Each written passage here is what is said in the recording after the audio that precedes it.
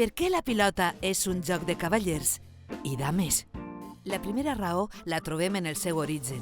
La nostra benvolguda pilota va néixer a l'antiga Grècia i va ser escampada per romans arreu de tota Europa. A les nostres terres va arribar amb els cavallers de Jaume I.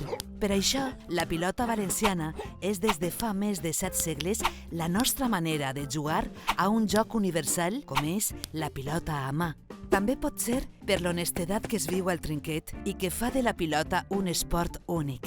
Les i els pilotaris comparteixen vestidor abans i després de competir. En una partida podem comprovar com un jugador dona la pilota voluntàriament perquè ha votat 2 vegades i els aficionats aplaudeixen tant als rojos com als blaus. Encara que, pensant-ho bé, això de joc de cavallers caldrà actualitzar-ho. Avui hi ha centenars de xiquetes i de dones jugant a pilota, gaudint als trinquets i competint en grans campionats. Així que ja saps, pilota valenciana, un joc de cavallers i dames, d'homes i dones.